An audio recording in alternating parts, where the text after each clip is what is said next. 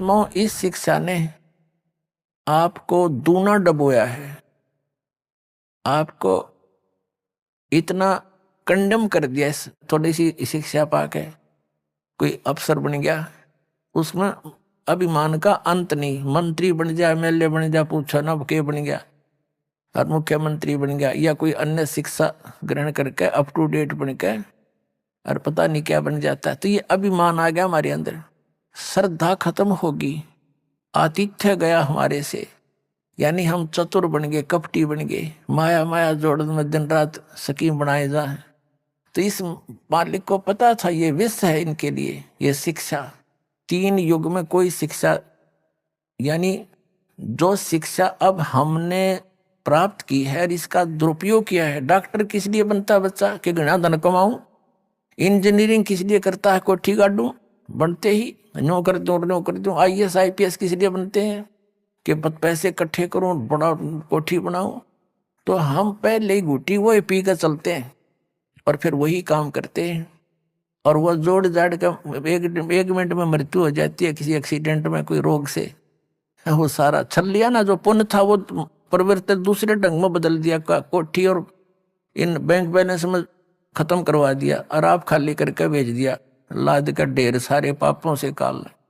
तो इस शिक्षा ने हमें कति कंडेम कर दिया। आपसी भाईचारा रहा नहीं, माँ बाप की कदर रही नहीं, भाई बहन का प्यार रहा नहीं, मुकदमेबाजी रोज करें एक माया के पीछे। तो मालिक नहीं चाहा था इनके ये विष इन तक आने दूं, लेकिन यह मजबूरी थी। इसके बिना परमात्मा ने पता था इस रोग का तो नाश कर देंगे जो बुराई में आएगी इस शिक्षा से। एक बार ये भगवान को पहचान ले, फिर तो परमात्मा के पास ऐसा साबुन है, डिटर्जेंट 1 मिनट में धो देगा सारे ने, मैल भी साफ, ज्ञान भी हट जाएगा, बुराई भी छूट जाएंगी। कौन छुएगा इस विष को? तो इसलिए परमात्मा ने आपको शिक्षित करना पड़ा, अक्षर ज्ञान दिया। वेदों और गीताओं और सभी नकलियों के अनुभव से तुलना करके ही आप उनको छोड़ सकते हो, पहचान सकते हो ओरिजिनल और डुप्लीकेट को। अभी तक हमारे पास ये विकल्प नहीं था कि ये संत कह रहा है यह सच्ची है, कि यूं कह रहा है यह सच्ची है, तीसरा कह रहा है वो सत्य है, या चौथा कहता वह सत्य है। जिसके वचन हम सुनते थे हमने सारे अच्छे लगे थे, क्योंकि हमने कुछ पैमाना तो था नहीं तोल जा। हमारे पास वो बट्टा नहीं था जिस पर धटके तोल लेने, कितना वजन है इसमें। इब दास ने वो दे दिया पैमाना आपको, वो परमात्मा के दिया हुआ ISI मार्ग का, कि इन नाप देंगे। 2 मिनट में नाप दिए सारे सारे कच्चे रे कच्चे, एक नहीं पाया डंका।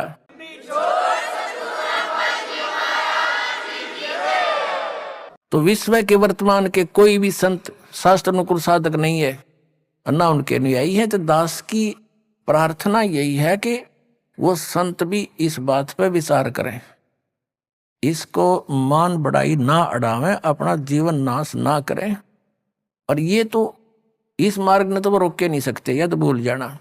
और जनता ने सबने आना पड़ेगा। 2 दिन पाछाओंगे वो पछताएंगे, और उन नकलियों को धक्काने भी गए कि उन्हें साची समझ कर भी ना मानने दिया हमारे को।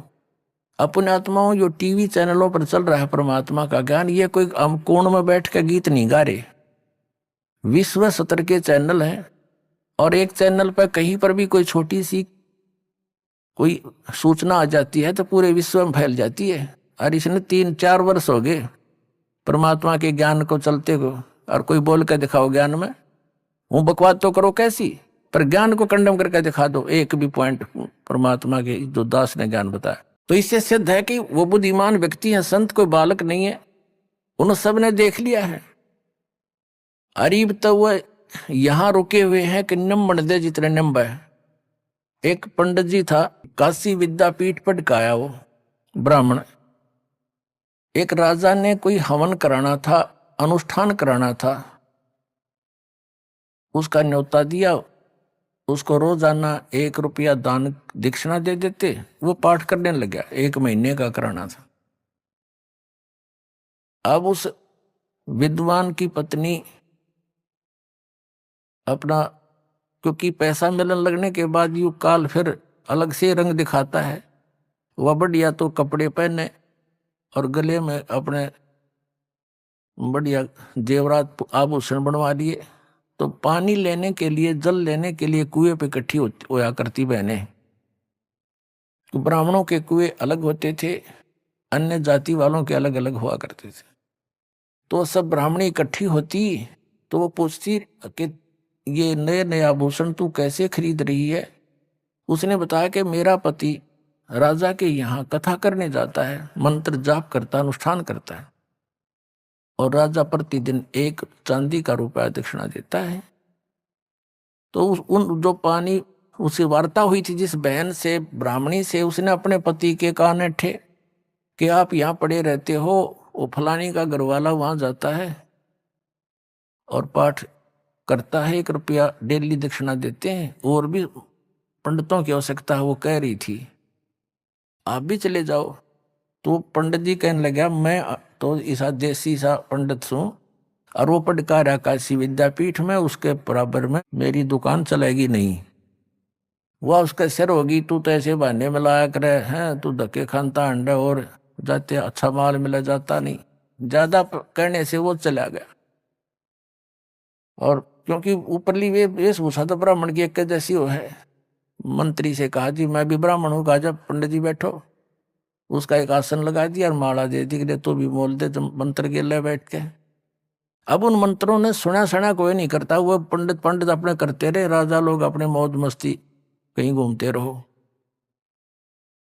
अब वो तो बोला अपने संस्कृत के श्लोक, उन्हें तो याद थे, जो पहले वाला विद्वान पुरुष था। दूसरा था अनपढ़ मेरे जैसा, वो तो बोला मंत्र जैसे भूर भव स्वय, वो नको है जो यू को है, जो यू को है, जो यू को है।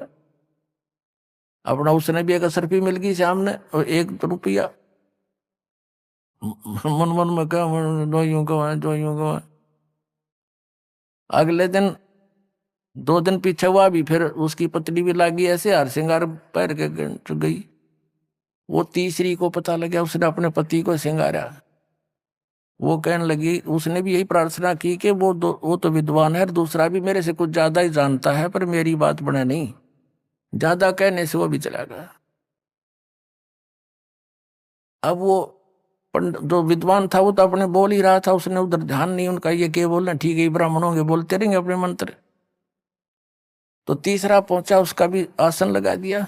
पहला अपना संस्कृत बोल रहा है श्लोक शुद्ध, दूसरा है, तीसरा न्यू गया कब तक नंबेगी, कब तक नंबेगी, कब तक नंबेगी, कब तक नंबेगी, कब तक नंबेगी, मारी बकवाद।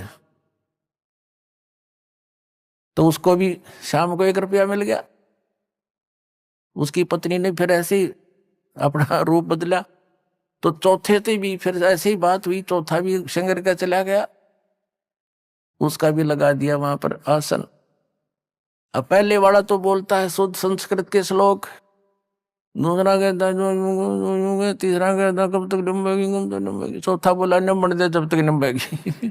तई बताइए संत न्यो देख रहे हैं नंबर दे जब तक नंबेगी, पर यह भी नंबर को ना, ये बता तुमने ऑनलाइन रखूंगा जब तक, या तो सारी जनता नहीं जाग लेगी, या तुम खुद नहीं कह दोगे हमारी गाड़ी खराब होली। एक वक्त कह रहा था कि 2-3 प्रकार के यात्री होते हैं। जैसे कोई बस जा रही है और बस रुकेगी और साथ में दूसरी बस खड़ी होगी, तो बुद्धिमान तो तुरंत समझ जाते हैं गाड़ी में कोई गड़बड़ है भाई, या झटके बटके मार के चल है, उतर कर तुरंत दूसरी में चढ़ जाते हैं। ये तो फर्स्ट टाइप के बुद्धिमान है।